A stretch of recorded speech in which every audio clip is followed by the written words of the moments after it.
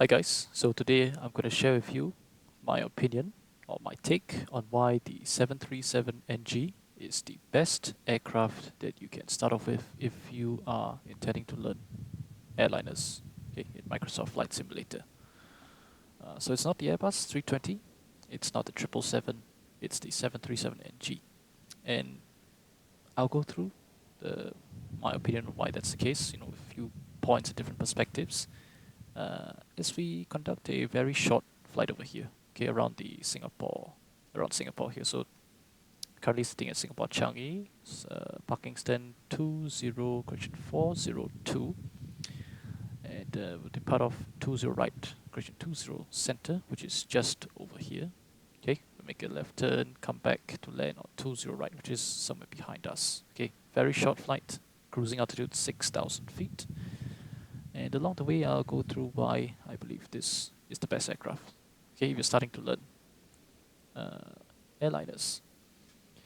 Okay, so we're here sitting here cold and dark, the PMDG 737-800. Okay, pretty much this is the cold and dark GPU panel state. Okay, so once you install the aircraft, you just select the cold and dark GPU panel state. I did make a few modifications. Okay, I believe to make it slightly more realistic, but this is basically what you get. Okay. You can tell the GPU, the ground power unit, is connected because there's this light over here, and this is the only light that's on. Okay, GPU available, ground power available. Okay, and when you come onto the aircraft, okay, um, in real life they'll do a safety inspection, so they check things like wipers off, speed brake down to 10, landing gear down, flap levers are up, blah blah blah blah blah. Okay, but ain't nobody got time for that, so let's just come straight up to here. So this is the battery switch. Okay, you can find it. Okay, so coming to cockpit here, it's this thing up here. So the battery switch. Okay, and you see there are two positions here, off and on. Okay, in a lot of these aircraft over here, well, in the 737 NG, okay, all the so-called important switches that they don't want you to accidentally flick are guarded. Okay, so the battery, you can see here the alternate flap selector, the emergency exit lights. Then they are guarded so that you don't accidentally flick them when you're not supposed to. So right now here is the off position. Can you see? I can put it on. Okay, I turn it on. So battery is now on. Some lights are coming on here. And once I close the guard, okay, that thing forces it to be the on position. So I cannot just accidentally turn it off because if you're in flight, you accidentally flick the battery switch. Bad things are gonna happen. Okay. But okay, here, so the first thing you do is turn on the battery. Okay, you see a couple lights turned on. Okay, down here, some lighting over here. And you see that it's discharging, right? So DC amps, this means direct current amperage. So it's minus 37 amperes. The battery voltage here, 24 volts. Okay, it's not really particularly relevant. If you're learning the aircraft, you just, okay, battery on. But if you're interested, you can check the amperage and voltage here. Next step, you come down here to the bus transfer panel over here. So we're just going to turn this on to get rid of the annoying high-pitched scream. So what we just did was we brought the ground power onto the electrical bus. So an electrical bus, you can think of it as a power socket. Those extension cords that you have.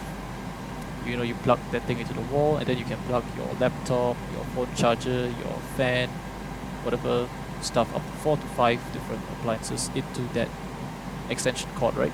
So that is basically what an electrical bus is. You can plug different things onto it, and the different sources of power can supply it as well. Okay, so the bus transfer switch is one thing. It's probably the first thing you're going to interact with here that is not automated. Okay, compared to the A320, compared to the 777. The A320, well, very nice. Okay, you just push ground power available. Okay, once APU available. Once you start the APU becomes available, it automatically gets brought onto the bus. Same thing for the 777. Okay, shut down the engines. Oh, very nice. APU on AC power automatically gets transferred to the APU. Yeah, to the APU if it's running, or if the ground power is connected already, automatically. Actually, yeah, it automatically goes to the APU. However, the 737 NG, that is not the case. You have to do it manually. So this is the first thing over here that it gives you an opportunity to learn about the aircraft systems. And you see this is a common theme for why I believe the 737 NG is the best aircraft for starting to learn stuff in flight simulation because it is automated, okay, which means your workload is not immense, which means that you still have the capacity to learn other stuff, and enough things are automated, but enough things are also not automated, so that you can get a better understanding, right? You get a better understanding. Oh, okay, I bring the electrical. I gotta do the manual bus transfers myself. When something comes onto the bus, I gotta flick the switch, which is something that you may not appreciate, especially if you're just starting to learn the A320. I mean, who thinks that, oh, okay, when you're just starting to learn A320, first time with flight simulator, you're like, oh, okay, yes, electrical APU, running APU generator on the bus. Very good. Okay, now I can turn off, shut down the engines. I mean, you don't think of it that deeply. But here you got to ensure APU running is not enough. You got to make sure the APU gen is on the bus. Okay, and you'll see there's a common theme. Okay, for a lot of the other stuff. Okay, so this has now been done. Let's do our tests now, right? So before we start anything, let's do the test. So let's do first the okay, so this is the fault APU detected knob, master caution, overheat detected. So the VWell fire warning test. One to overheat, one to APU, cancel the bell. So that was just the fire tester to ensure that first of all the warnings work and we can cancel the warning, okay, by pushing that button over there. So the engine scripts, so 1 and 2, okay, lights come on. Cargo fire warning test, powered up, discharge, and the fire one lights up. Okay, so fire test has been completed. That's very good. Now we can arm the emergency exit lights. And come up here, let's do the stall warning test. Okay, so it has not been 4 minutes since AC power has been established. I don't think so. So therefore, yeah, so number 2 stall warning test is not working. So you have to wait 4 minutes after the AC power has been established in the aircraft that you can get this test going. Okay, but anyway, test the flight recorder. Okay, again, see, guarded switch. Okay, so the light came off just now, so that means it's working. Park airspeed warning test, number 1, number 2. So this is your overspeed warning, and this is your stick shaker. You can actually see physically the left yoke shaking. So watch. Okay, no, not that. This one over here. Okay, see it, you can see it physically vibrating a bit. Yeah, so stick shaker. Okay. Oh, now this is available. So okay, so this is working. So this becomes available 4 minutes after AC power has been established to the aircraft. Okay, ground power. Let's start to line the RSs. So we can bring them straight from off to nav. And if you bring this thing to heading status, okay, so lights come on, soon you'll see a number come up here, and that is the number of minutes to IRS alignment. Okay, so 6 minutes to alignment, excellent.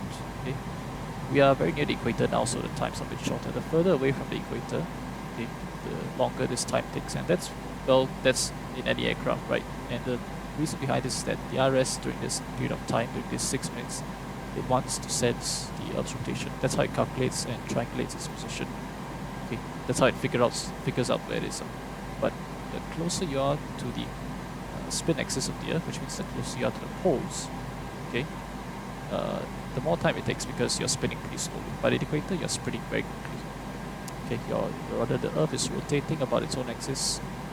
Okay, if you are well, if you are at the equator, you're rotating, okay, more quickly compared to someone near the poles. That's why the time is less. Okay, let's bring the yaw damper on. Yeah. Okay, navigation transfer display switches, normal auto, cabin utility, IFE, passenger seat. So, I mean, these are on, and these are things that you don't really need to care about too much when you're learning the aircraft, right? The one thing you want to care about is perhaps this. Okay, the crossfeed. We'll do the test now.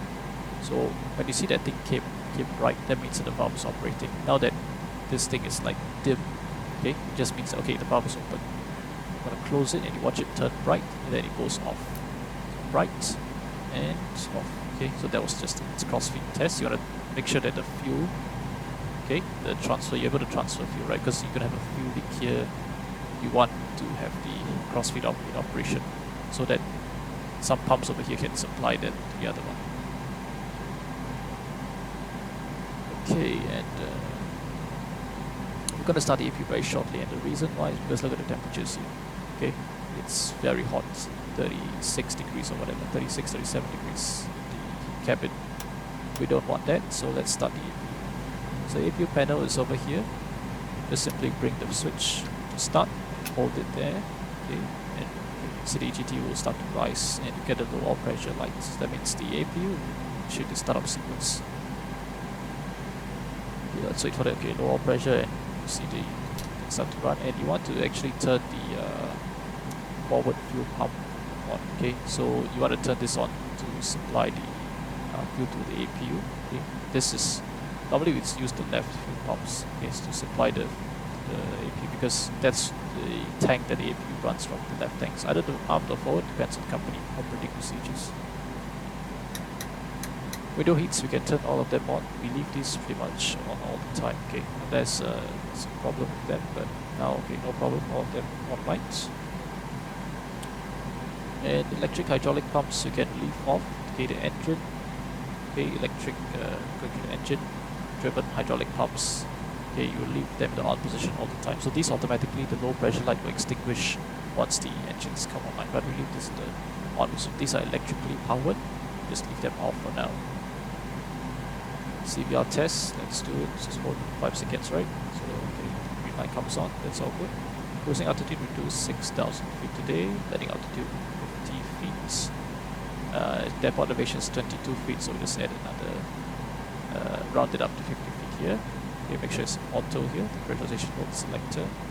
Max can come to auto position, which means that once there's a source of bleed air, which is located down below over here, get the air running over here. Very hot, so we're going to turn the temperature selectors all the way down. Okay, really down, because it's extremely hot. Voice recorder on, trim air on. So this just this trim air switch just helps regulate temperature between the different parts of the cabin. Front cabin, pretty much your cockpit area, forward cabin, aft cabin, okay, and you can use this to check the temperature. Okay, so the duct temperature is 40 degrees. Okay, very high. The cabin temperature right now is just under 40 degrees, and the different pack temperatures as well. Right now everything is very high because nothing is on now. But later you see we're gonna once the APU, okay. So very good. Now you can see on the bus transfer panel, okay, the APU is available. And how do we know that? Because APU gen off whilst this light is on. Okay, so this means that the APU is available. And we're not going to bring it onto the bus. We're going to let the ground power continue supplying electrical power to the aircraft. But that means that the APU is stable, the HT is at 400 degrees, which means we can turn on the APU. Now Boeing recommendation is actually to turn it on 3 minutes after APU starts to prevent fumes from entering the cabin. But because it's so hot, we should start it immediately right now, right? Okay. So you get a dual bleed coming up, which means yeah, you got 2 sources of bleed air, but that's fine. Engine is off, so that's okay. So immediately you can see, there you go, look, the duct temperature drops significantly, right? Yeah, because we've turned the selector all the way down. Okay, so further you can turn this down if you wish. Yeah, so let the temperature start to drop.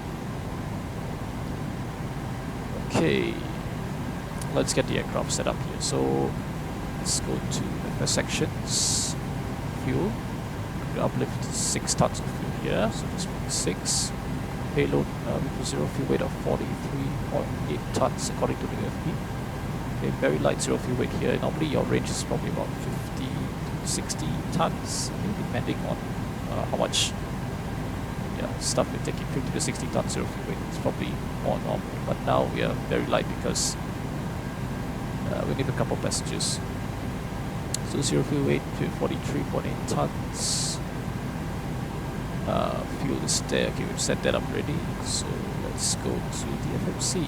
Okay, nav data update. I haven't updated the nav data. It's just one cycle update. Not a problem. 737-800 rigid rating 26K. Okay, and the IRS position. So this prompt comes up. It means that the IRSs have aligned. Okay, which you can see from here. So 0 here, and you see the flashing lights here, which means you can enter the position already. Go back to track ground speed over here. So to enter the position, just go pause in it. Next page, copy the GPS to that position, put it there. Okay, and there you go. The displays will come up now. Let's select traffic in airport terrain. Okay, so what this does is that traffic means that when the TCAS is operating, right now it's still in standby mode, so you won't see any traffic. Okay, and of course you're offline, so you won't see anything here, but traffic will show other aircraft traffic. Okay? Airport will show you the surrounding airports, and terrain will show you the terrain in the area. Okay, so traffic, airport, and terrain. There you go. Excellent. Okay, so routing here, we're just going to do Singapore, Whiskey Triple Sierra to Singapore. Flight number Singapore. Okay, Sierra India Alpha 8875. That's our flight number today. Runway 20 center. And the routing is very simple. Okay, let's go next page here. We're gonna go climb out to straight to St. John. Okay, Sierra Juliet. This is the URDME St. John. You're gonna go direct to Toman.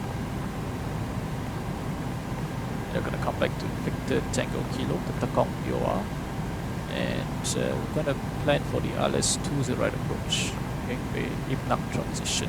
Now, this flight plan is with progress, like you see.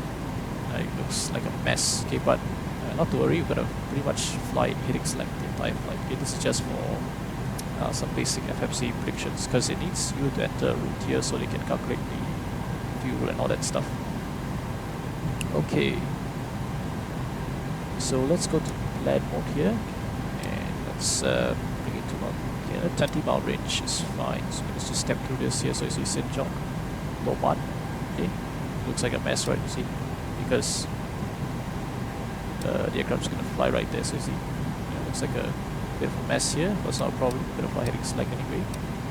And then back to Victor Tango Kilo. The RLS approach 20 right is over here. Starts from Ipnang, 3,500 feet and above. It's checked. Ula 3,500 as well. Airbus 2,500 feet and above. Widodo 1,500 feet. And runway 20 right. And then okay, this approach will be heading correction track 203 until we intercept radio 146 outbound from St. John. And then we will proceed direct to Semco holding area, 5,000 feet and above. Okay, that's the missed approach for the RLS-20 right approach. Okay, I'm happy with that. Let's go ahead and activate execute. So activate, execute. Excellent. Okay, let's initialize the flight request data from SimBrief.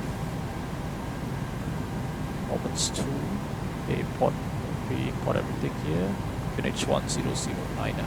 Set that over here. 1009, 1009.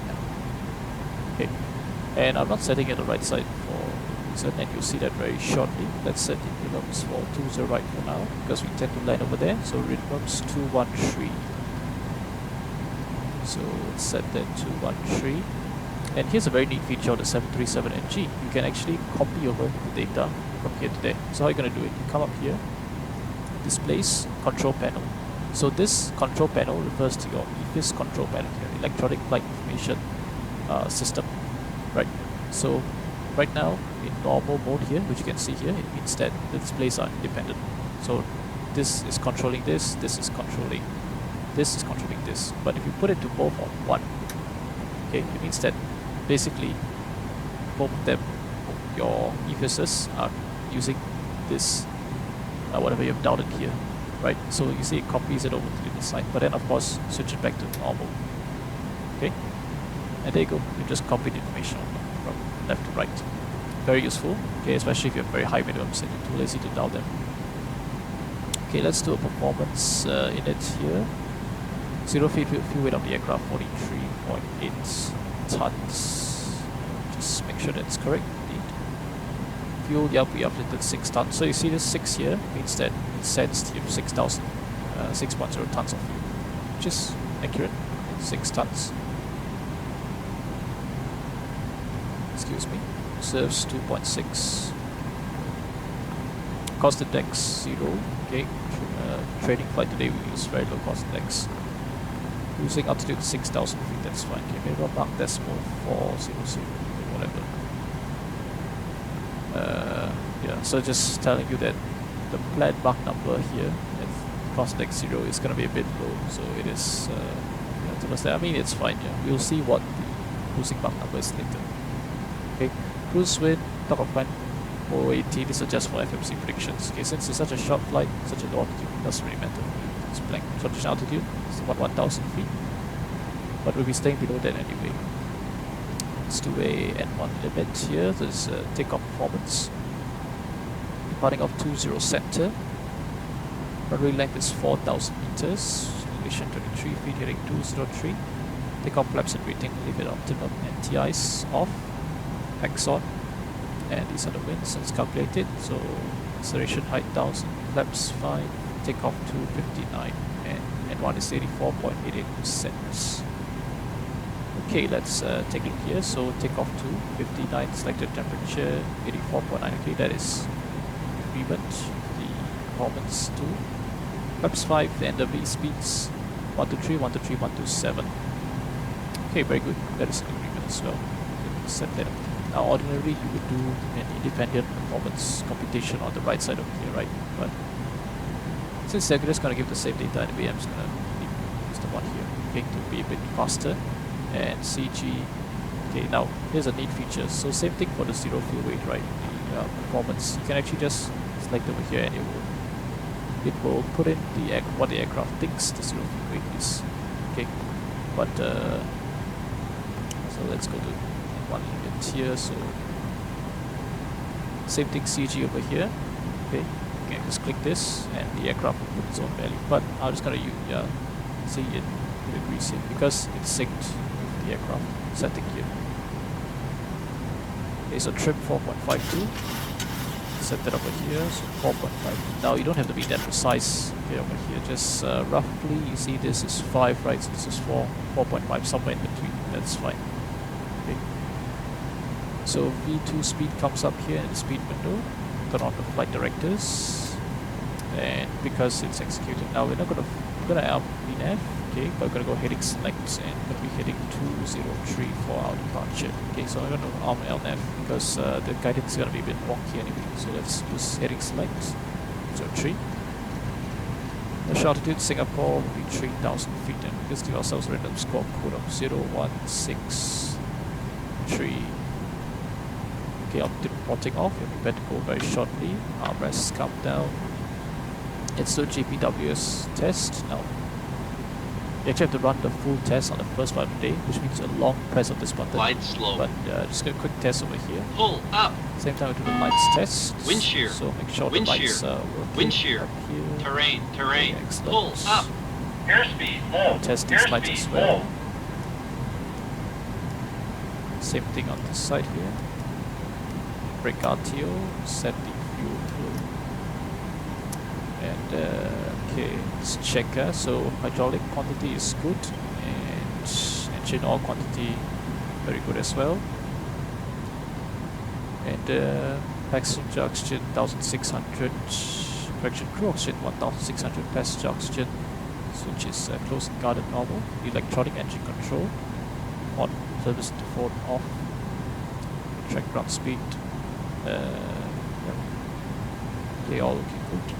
Okay, let's turn on the electric hydraulic pumps and fuel pumps. Better go shortly. Let's get the APU jet on the bus, right? So this is something you have to do before disconnecting the ground power, because if you disconnect the ground power before doing that, well, you're gonna get a loss of AC power to the aircraft. Sections, ground services, release the ground power. Is the parking brakes not yet set? Let's set the parking brake. Parking brake set, and get the shocks, please. Okay, I'm just gonna tune up some. Okay, we're not that sim, but I'm just gonna put in Unicom frequency anyway, just to show you how you do it. So normally we'll just have 121.5 monitoring the guard frequency here. So this is COM2, monitor COM2, and okay, so yeah, flight to 4 monitoring that as well, transmitting on 1, monitoring 2, and flight to 4 as well. Okay. Okay, frequencies. So this is another thing that you have to do manually here. So you have to dial in the CORS and the RLS frequency yourself in the 737NG. In the A320, the 777, they automatically read this from a database, but 737 you have to do it yourself. Okay. So this there's another thing that you realize that you appreciate, okay, once you do the 737, because it has to be done manually so that the autopilot flight director system has a basis for tracking the localizer or the UR radio. Okay, so let's set up 203. In the Airbus and the 777, they just read it off the database. 737, nope, you have to do it yourself. Okay, so 203. Frequencies here, 108.9 because we plan to land runway 20 right. And let's tune. Okay, on the left side, let's tune into St. John. So I'm going to show you how to find it. Okay, it's not on the chart for 20 right, but you can get the frequency from here. Okay. Now, of course, it's better to refer to some official thing rather than pulling up the aircraft, but you can just get the frequency. Okay, Sierra Juliet, St. John. Okay, St. John, Singapore, 113.5. Okay, that is the frequency. 3.50. And on the right side, we'll tune in the TACOM. You are 116.5. Okay, that's the standby frequency. Okay, let's see what else is there to do.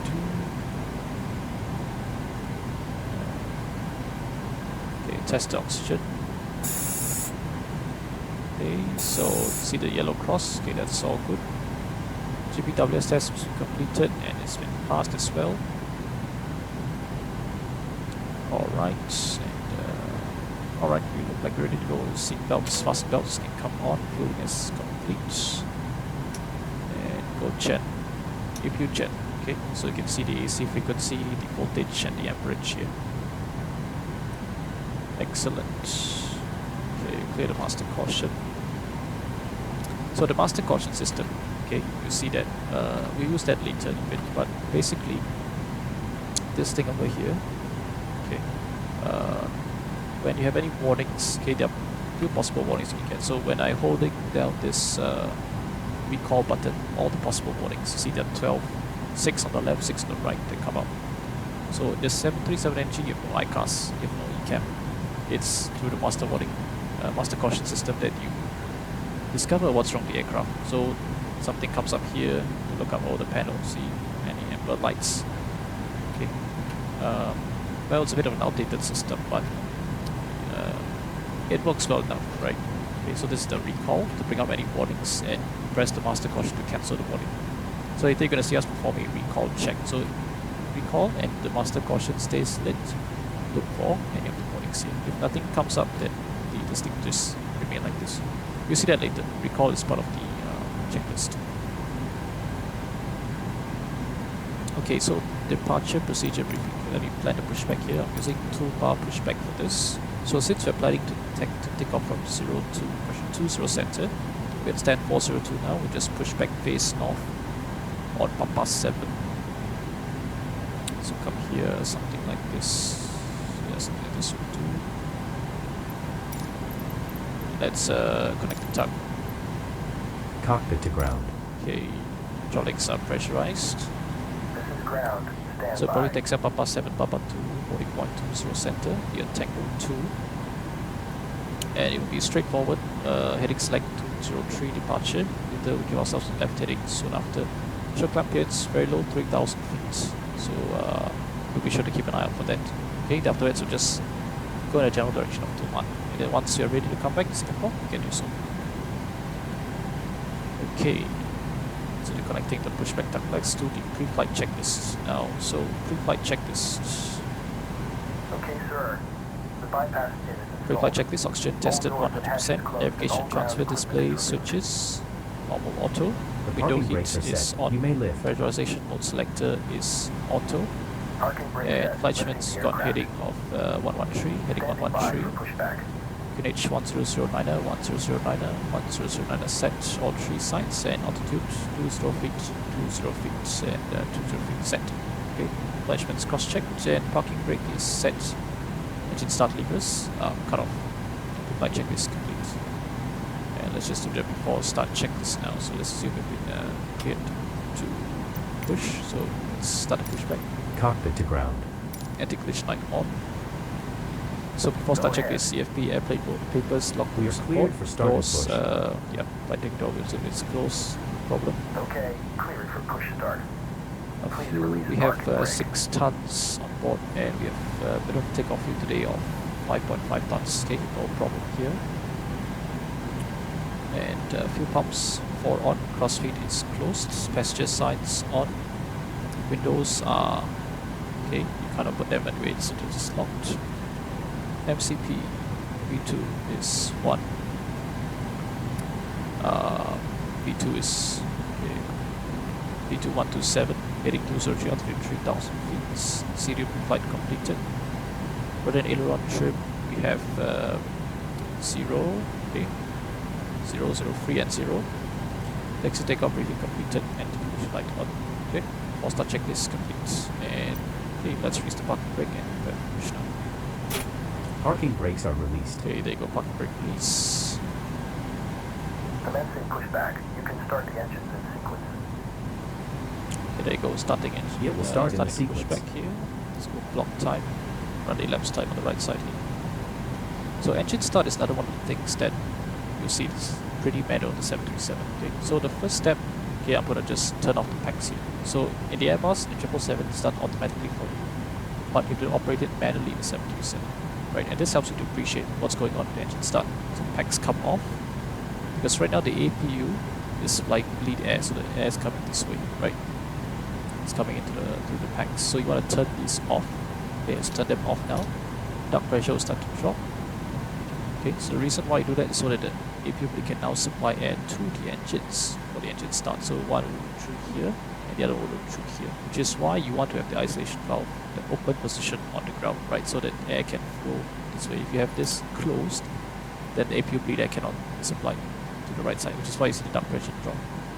Okay, so packs off now.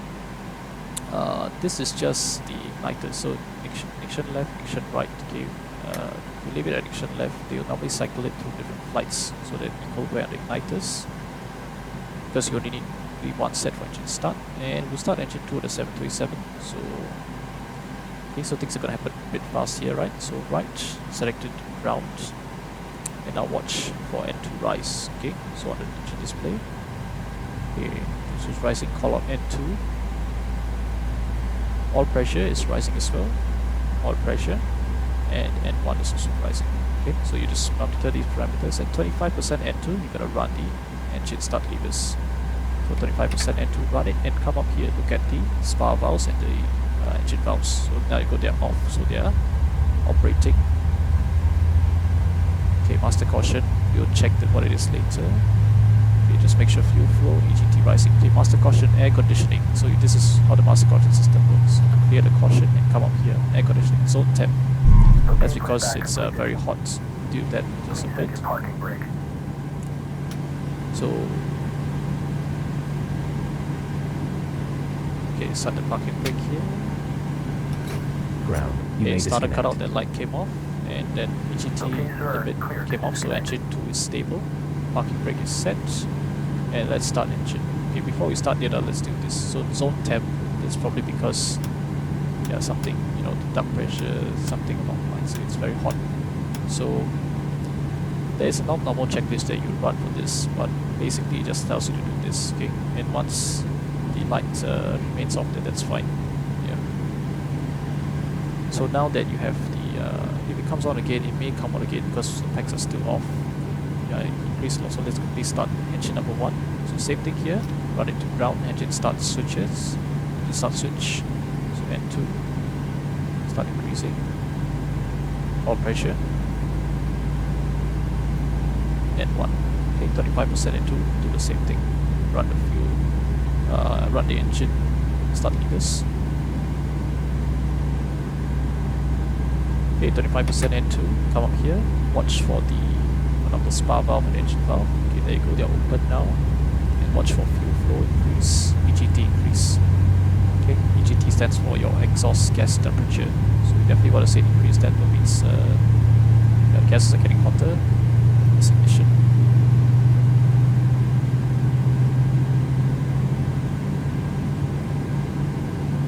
Okay, starter cutout happens when this thing disappears, but this switch will flick back to its position here at 56% and to there goes starter cutouts and engine 1 stable. Okay, after start flow.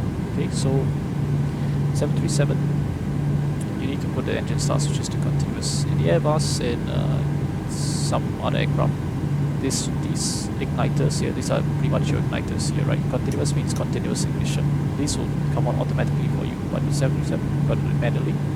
And of course, bring the engine generators on the bus. And now that they're on the bus now, you can take the APU off. So this light comes off, APU is no longer available. Packs, you come to auto position.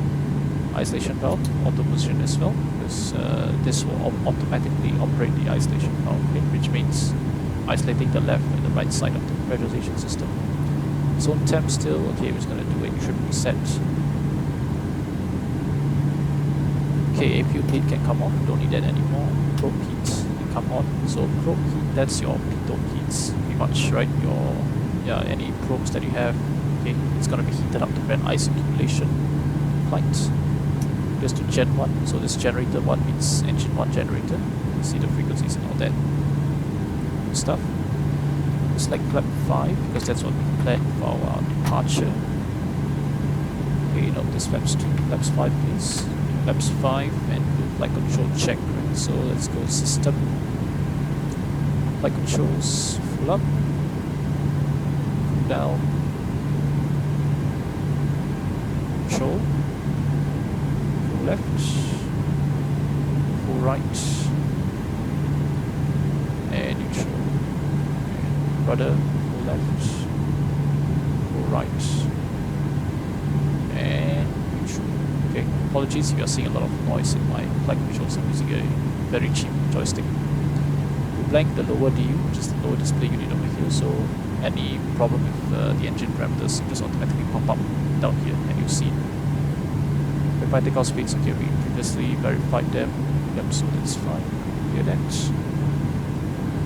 Okay, and do recall check, right? So press the recall button, nothing comes up, recall, that's passed. Okay, so before taxi checklist, generators on, probe heat on, anti-ice off, hydraulic system switches on, isolation valve, auto, engine start switches, continuous, recall, checked, off the brake, RTO, engine start levers, idle detent, flight controls are checked, and transponder porting off.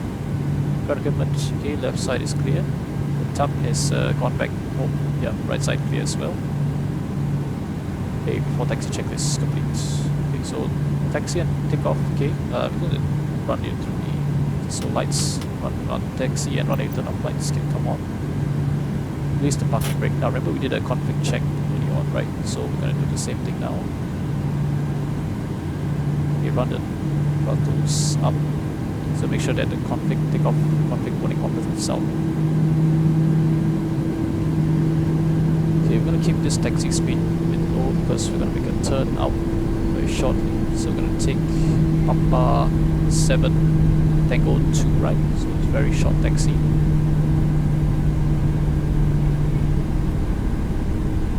Okay, so on takeoff, okay, when we receive line up clearance, we're going to take our strobes on. We're going to turn off the taxi light to remind ourselves if we've got our takeoff clearance. We're going to take the fixed landing lights on. Okay, we're going to so turn on the weather radar, and the transponder can go to TARA, and we can also arm the auto throttle. So once we enter the, once we get our takeoff clearance, all the lights, forward facing lights can come on, and then we can advance the thrust to 40%. 40% here on stabilize, we will hit this click spot over here, which are the toga switches. Okay, yeah, there's no traffic, so we are clear to enter. So let's say we clear to line up, so strobes, take off, strobe and steady, so come on.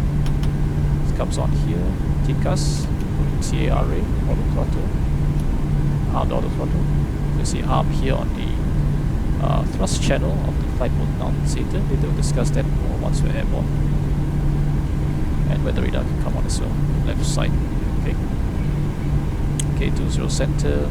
The approach side clear. That's everything clear for takeoff. So all forward facing lights come on.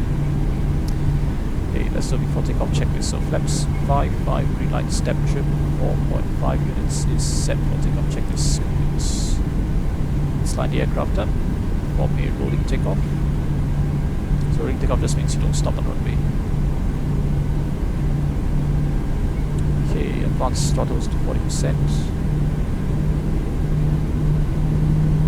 Excuse my lineup here. Let's run the timing. 40%. Take off. So 85.0 for that. There you go, thrust set.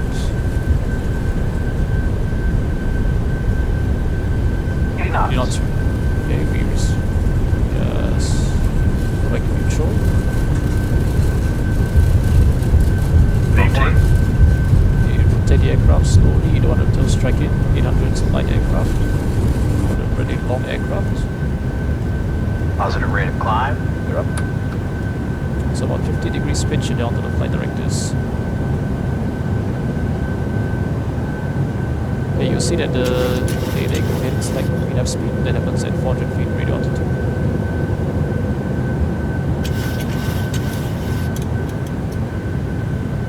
And 1000 feet you can start accelerating the aircraft. Okay, so flaps 1 now. Go command A quickly here to alleviate some purple. Flaps up. So we can retract the flaps once you're accelerating past the previous flap setting. So just now we were accelerating past the 1 bar, we can go flaps up. That's how the flap traction works on Boeing. So very turbulent here, a bit of turbulence here. And coming up on 3000 feet at low vertical speed, 1000 feet per minute here. Taxi lights, retractable lights off. Uniform flaps up, no lights, auto brake off, and the gear off. After takeoff checklist, engine bleeds on, packs are auto, landing gear open up, and flaps up, no lights. After takeoff checklist complete.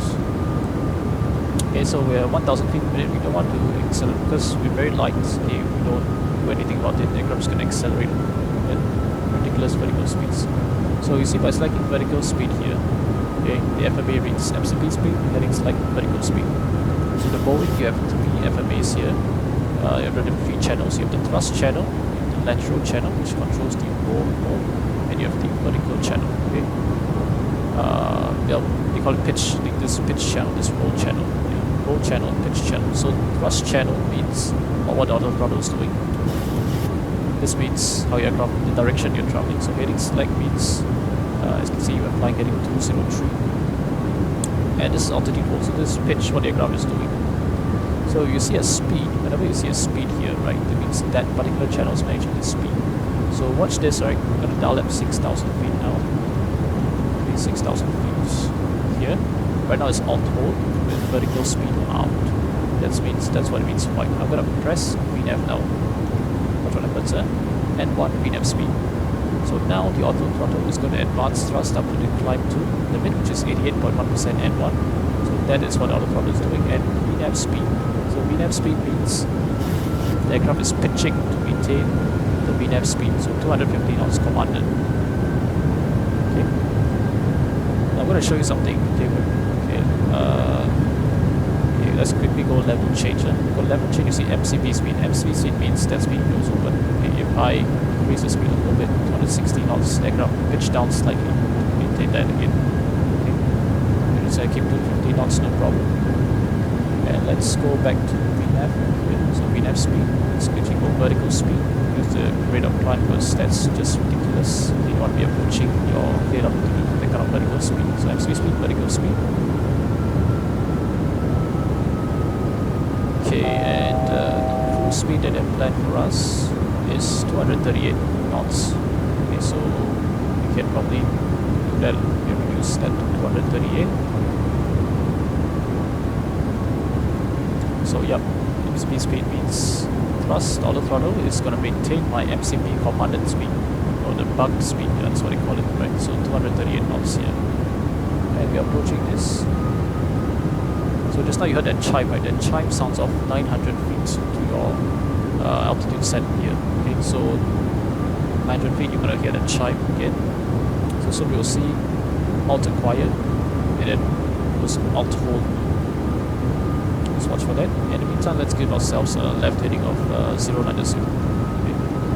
090. So auto quiet.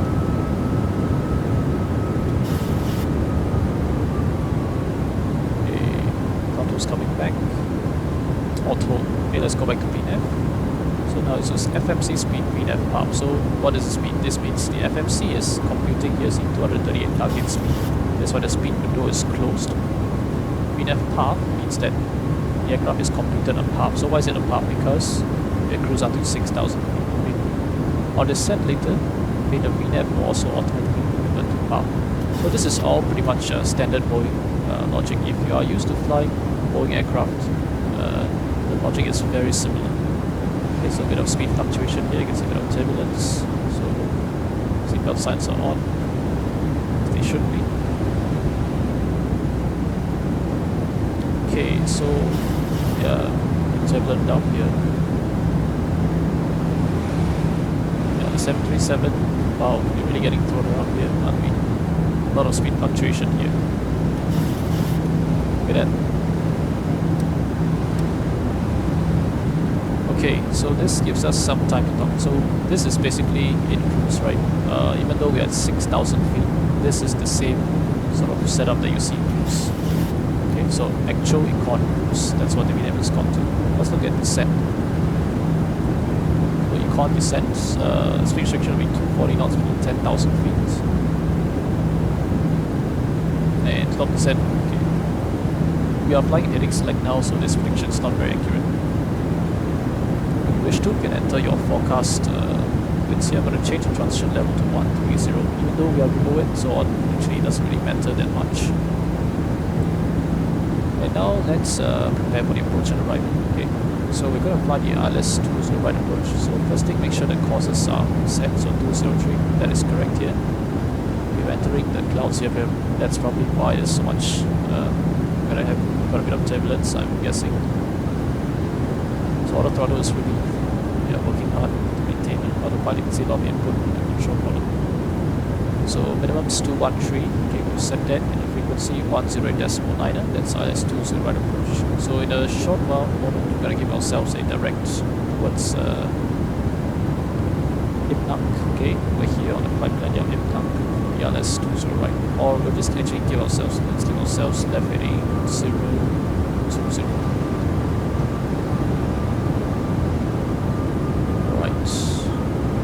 Stop the elapsed time over here also. Or rather stop the chrono, sorry, the elapsed timer continues to run. QNH setting remains at 1009. So let's prepare for our aircraft's arrival in Singapore. I'm going to take the current weights, okay, because yeah, so normally what you do is you use this and check. So we have 5.4 tons of fuel, expected to land at 4.2 tons, then we're going to burn 1.2 tons, so this drops by 1.2, right? You use that as a predicted landing weight, but this is this assumes that you're going to follow the flight pathway here, which you're not going to. So I'm just going to use 49.3 tons, a bit heavier, that's fine. So I'm going to use flap 30, VREF speed here, wind correction angle plus 5 degrees into the right. So we're going to, this helps you to check. Right? So it is automatically locked on. Indian Charlie Hotel is the 3-letter ident, course 203. Alright, and let's do a landing. Dispatch, correction landing en route, computation away. So runway ID 20 right. Okay. Let's do reverser credit. Yeah, no credit, that's fine. Flap 30. And landing weight will be 49.2 tons. Calculate that. We have 133. Well, that's actually not right. This is VREF 128 plus 5 knots, which gives 133. That right landing distance 1531. Okay, that will allow us to vacate nicely at Whiskey 6. So auto brake 3. Yeah, it's pretty bumpy here, isn't it? Okay, so auto brake 3 has been set. Landing altitude 50 feet. And VREF 128. 213. So approach brief, we're gonna give ourselves vectors down here, 3,500 feet above. Okay, I'm gonna fly down here. Missed approach previously briefed that, so that's fine. I'm just gonna sequence the flight plan down. can't come here, execute, okay, but we are still on heading select, okay, so that's fine. Alright, so I'm going to draw some fixed rings over here. So runway 20 right, that's how you enter into 737. We do 5 mile /5 /12. Okay, so you can see the ranges have been drawn up here. So at 12 miles, back here. So at 12 miles, we want to be at flap 1. Okay, we want to be at flap 1. Okay, reducing speed down. And flap 5 miles to touchdown. We want to be gear down flap 15. So that is the speed schedule of the 737. Okay. So the reason why you take gear down together with flap 15 is because if you have flap, if you have more than flap 15, or yeah, basically with flap 15, and your gear is not down, you're gonna have a gear warning horn come up. Okay, which is pretty annoying. You come up, yeah, gear warning horn. So we have flaps 5 when descending on the ILS flight slope. And flap 1 here at 12 miles, flap 5 once established, now descending. Once 5 miles, you go gear down flap 15 and then continue using the speed until we reach our BREF, which is 128, and then plus 5 knots, so we approach at 133. Okay, so we manually bump the speed over here. So, okay, we set MC altitude. Okay, it thinks that we are approaching double descent, but that's fine. So anytime you wanna do your speed intervent, press this, change the speed over here, right? Okay, it still says FMC speed because this speed is still being fed into the FMC over here, right? You see, change this, changes over there. Okay, to close the speed window, it goes back target speed 238. Same thing for alt. You alt the vent here, you're gonna descend, press alt the vent. So let's attempt to do a descent now. Okay, down to 3,500 feet. Press alt the vent. FMC speed, F half. Gonna start me on a bit of a descent, okay? I'm not sure what it's gonna target. Okay, so I'm just gonna, because the VNAV guidance is probably wrong. Okay, there you go, it's targeting at 1,000 feet per minute because we are below the so-called path. That's why we have a level change here. So level change, retard MSP speed. So retard the thrust all the way to idle. It's gonna follow. The pitch channel is following my MSP speed. So speed restriction, we want to be at 180 by 8 miles, so I'm going to mark that also on the fixed page over here. Okay, so 180 by 8 miles. Yeah, we'll give ourselves a bit of a vector. Let's turn left now, heading off to 310 is fine. Okay, 70 RLS. Okay, and let's reduce our speed now to about. Okay, it's really very bumpy here. Extremely bumpy. So 220 knots is fine. Okay, let's do the descent checklist. So descent checklist, pressurization, landing altitude, 50 feet descent, recall, checked, auto brake, setting 3, landing data, VREF, 128, minimums 213, approach briefing completed. So after landing, we'll just vacate Whiskey 6, we'll turn left onto Whiskey, then we'll taxi back Papa 7, back dodge, stand 402. Okay. Okay, the airport is over there. Let's resequence the VNAV to blah. Here, execute.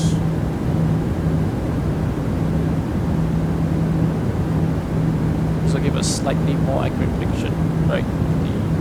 Profile. So runner says, yeah, you're pretty much run profile, that's good.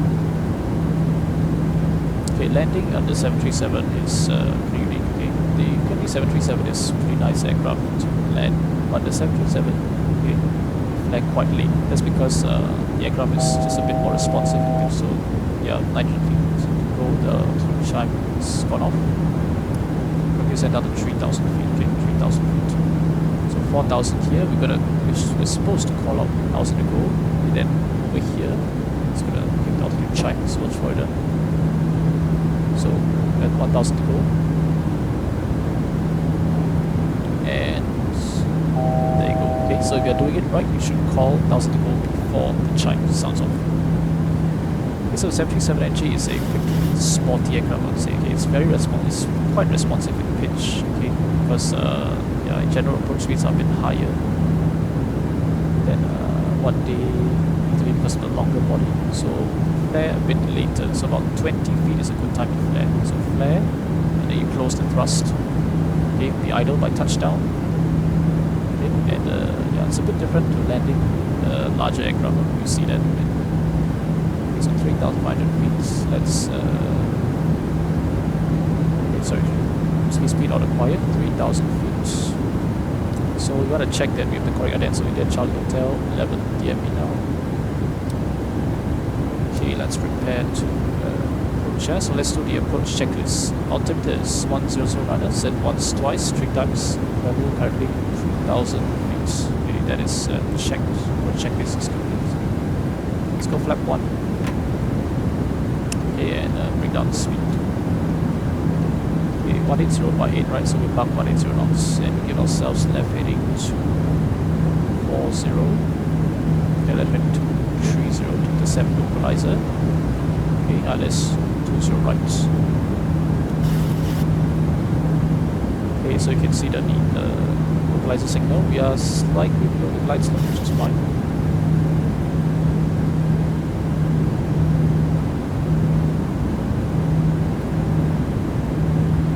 Okay, we're going to overshoot this slightly, but it's not really a problem. The checklist is complete. So follow.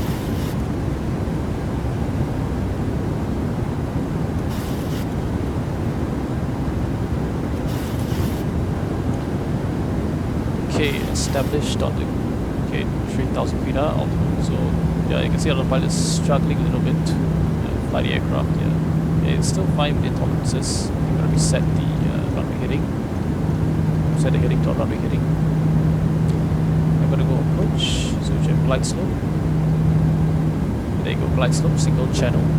Let's reset reset altitude. Next altitude to approach altitude. Okay, so that is correctly single flap 5 now. So 150 to 4 mile final after 8 miles. So prepare to drop the speed down.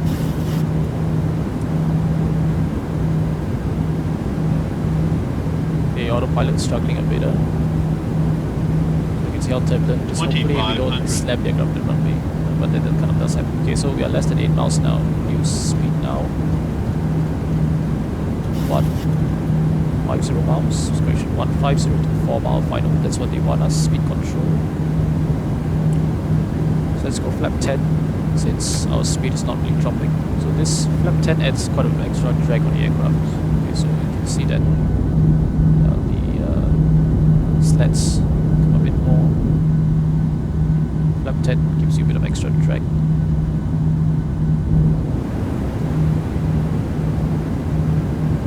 Okay, coming up to 5 miles. Gear down shortly. Okay, let's go gear down. We're going to go down a bit earlier to help the speed lead on. So gear down, flap 15. Start switches. Okay, main continuous, that's fine. Speed brake out. Buck the speed. 1.5. Okay, so actually I should have turned off the start switches back to auto just now after takeoff. But yeah, we need the start switches on for landing. Okay. So same thing as usual, continuous ignition. Okay, which some Airbus engines they automatically do for you, but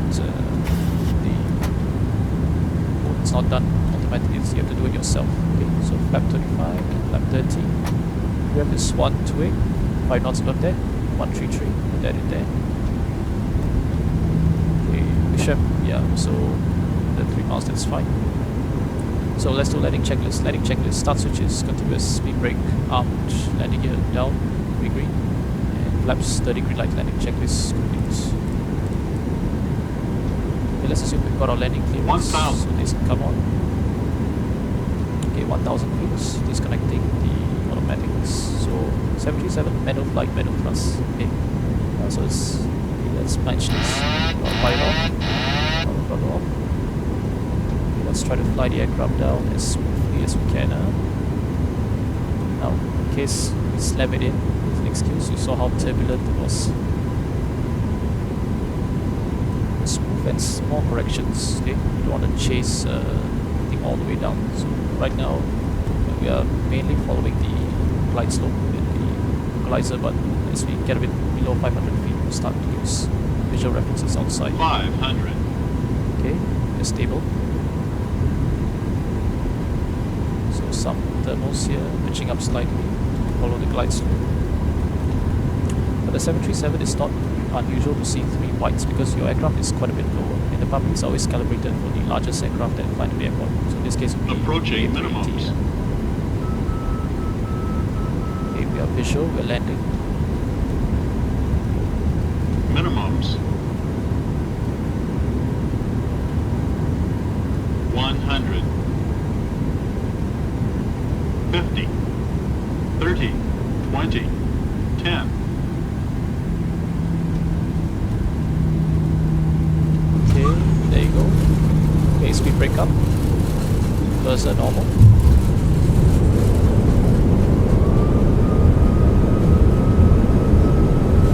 knots, 80 knots, and there's our exit whiskey 6 on the left, 60 knots. Okay, auto brake, this is our manual braking here. Okay, maximum exit speed for this rapid exit taxiway is 50 knots, okay, but probably want to be a bit faster than that. Sorry, you don't want to be too slow, yeah, so this speed is probably fine. We have a turn coming up ahead, so speed. Close the reverser, stopping is assured now. Track the speed brake and also track the flaps. Do the left turn here. So stop the time of 21 minutes. Pretty short flight time, isn't it? Flight directors left and right come off. Set this to 100 knots. Weather radar as well. Landing lights. Start switches. Auto brake. And T-cars can come back to halt. Popping off. Strobes coming to steady, and you set the up here. Trip is set to 5 minutes. Okay, 5 minutes. Yeah, there you go. 5 minutes of trip. So to check this down here. So okay, that was a pretty decent landing, if I say so myself. Yeah, we set this to 3,100. So this is based on airline operating procedure. Yeah, for the next flight, they're gonna have this is the MCL to do. So we set that then. Okay, and let's see. So we're going to continue here. This taxiway. Okay, let's increase the speed a little bit. So quite a few things to do. Clean up the aircraft and landing. 737. Oh. Okay, so Victor 5 is on the right. So next one will be our taxiway back. Okay, next right turn back.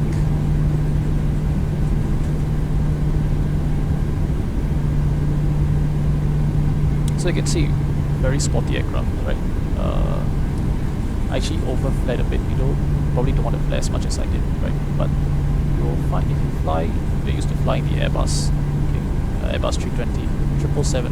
So you find that the 737 is quite responsive in pitch to flare. There's a bit of tiny input, and you have quite a large response. So be prepared for that, okay? But that makes, honestly, landing this aircraft very enjoyable.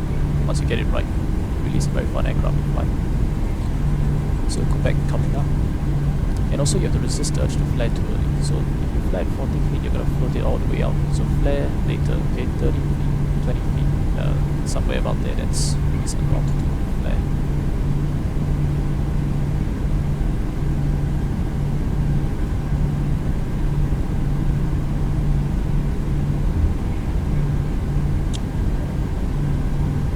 And also because you're so close to the ground, the effect is a bit more enhanced, right? It's kind of more, you get the ground rushing up at you and you get that kind of effect, which makes this aircraft honestly a very fun aircraft to fly. And I hope that you can see, all the manual stuff that you do. This will really help you to learn the procedures a lot more, from the bus transfer switches, the start switches, the pack operation here, to rest of the speed brake, the throttle, all of that, it's very similar, okay, to the operation. But in the 737NG, you're recommended to have auto throttle off for landing. That's because this is not a fly-by-wire aircraft. You're going to have quite a bit of thrust pitch coupling. So what that means is that because the engines are mounted below the center of mass of the aircraft, if you increase the thrust, you're going to have a very strong pitch-up movement. And if the auto throttle is controlling the thrust, that may catch the pilot off guard regarding to leading to quite a bit of pitch oscillation. So Boeing recommends manual flight means auto throttle off, autopilot off. So the pilot can manually control the thrust, and you can expect pitch changes there as you do. So we come out past 7's next right turn. We end up with parking stand 402, back to where we started. Clock time of probably about 37 minutes, so not too bad. Okay, the APU takes about 1 minute to fire up, so probably now is a good time to start the APU. So same thing, just come up here, hold it there. Left side is clear. Okay, not that there's not going to be any traffic anyway, so speed about 10 knots in the turn now for the 737. In fact, for most aircraft, you want to keep it about 10 knots for the 90-degree turns. So lower pressure light is coming on, that is good.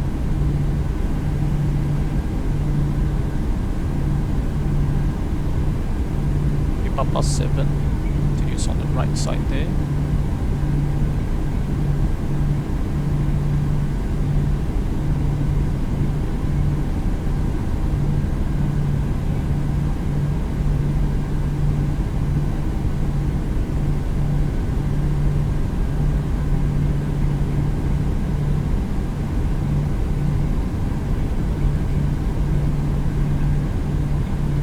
Okay, 404.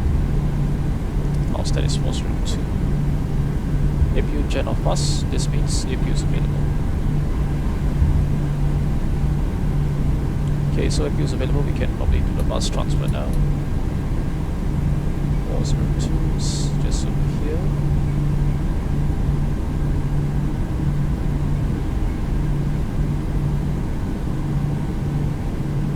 Okay, no marshal or anything, so you're gonna be responsible for our own marshalling. It's not a problem now. Yeah. Okay, so entering the bay now. If you are coming in at night, you're gonna have to turn off the lights by now already because you're not lying on the ground. Okay, but daytime, okay, it's still fine. Just turn it off now.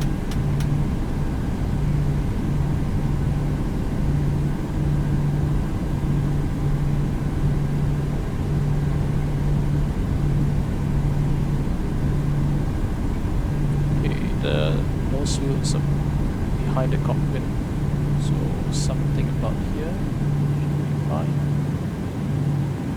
Okay, so make sure you're holding down brakes. So stepping down, holding brakes. The parking brake set. Okay, so the mnemonic is 2 blue, 1 red, engine state. Okay, so 2 blue ensures that you have the APU running. Stop the lapse timer, seatbelts come off. Pumps, electric hydraulic pumps, isolation valve can come open, and turn the APU on. Okay, so it's very hot coming to the generator here. Engine display, engines are spooling down, transponder back to 2000 and standby. 1 and 2 below 20%. Okay, for the N2, anti-collision light off. Alright, shutdown checklist. Shutdown checklist. Fuel pumps all are off except for one of the APU. Passenger sides off. Propit, we should turn that to auto. Propit, auto. Hydraulic panel set. Anti-collision lights off. Flaps up. No lights. Parking brake set. Engine start levers cut off. And weather radar off. Okay, and there you go. That completes a very nice short-sected 737. Okay, demonstration of why this is just such a fun aircraft to fly. Yeah, okay, you do things manually, I can guarantee you learn a lot. Okay, anecdotally, I started to fly this aircraft. Okay, come back, voice recorder. By the way, voice recorder tripped back to auto when the first engine passes 50% N2. Okay, you're wondering why just now we switched it on, but now it's on. Back to what was I saying? So I actually started learning flight simulation. Okay, couple years back, the Airbus 320. The Airbus 320 had a pretty high fidelity one like that. Okay, and the thing is, the Airbus is very nice. You know, a lot of things are automated, but when you're starting out, okay, honestly, it really is nice to get a very good feeling because it really builds a lot of knowledge when you fly something manual like the 737. So initially I started learning Airbus, okay, and then the PMDG 737 came out, and I was like, oh, okay, let's have a go at it, let's see how it is. And I learned a lot more from operating the 737. You know, you learn things like start switches. You know, I mean, you ask yourself, right, if you have to flick all the switches, naturally one day you ask yourself, hey, why am I doing all these things, right? So when you do these things, okay, naturally there's some curiosity that will perk up, right? Or you will, after a while, you get an understanding of, oh, okay, why, you know, I need to flick all these things, you know, why introducing fuel, why all these things happen. And when that happens, you learn a lot more about aircraft systems, learn how engines are started, because the 737 is not some magic aircraft, you know, that is different from all the others. In fact, it's a modern aircraft that is very similar to all the others, except that the pilot has to do some things manually, right? Which is what makes the 737 a very good learning platform, you know, for flying. And the 737 is a bit of a challenging, it's a bit more challenging handling characteristics compared to the other aircraft because it's more sporty. It's hard to put it in words, but when you fly it, you understand. Okay, and that makes the 737, in my opinion, the best beginning aircraft to start off with. Okay, so let's shut down the aircraft, run the shutdown checklist so irises can come off. Okay, yep. Your damper automatically tripped itself off when the irises come off. That's why you see that. Oh, you heard that switch running. Okay, let's see. Parking brake. Okay, we'll set the chocks here. So manual, press sections, ground services, set chocks, and press ground power. So it's connecting the ground power here. So wait for the light to come on. Here, ground power available. Okay, bus transfer now. Turn off the APU. Okay, bleed off as well. Packs come off. Isolation valve remains open. So it's going to go to ground power. Window heats off. Voice recorder back to auto. Trim air can come off. And reset this to normal position. Even though, you know, flying out of Singapore, you pretty much want it all the way. Okay, this is fine. And it's now off so they can come off as well. See exit lights, you can disarm them. Okay, and parking brake you can release since the chocks are on now. Okay, what else to do? Yeah, we can reset the timers here. See, it doesn't really matter too much because when they come off, everything comes off. So 2000 standby, you can detune the radios here. Rather detune the longer monitoring those frequencies. Premise will be set to 5 units. Okay, let's run the shutdown checklist. So, version the secure checklist. Yeah, shutdown checklist ready. Okay, so let's stick this on off. And there you go. Okay, so secure irises off. Cabin util switch. Okay, these two should have come off as well.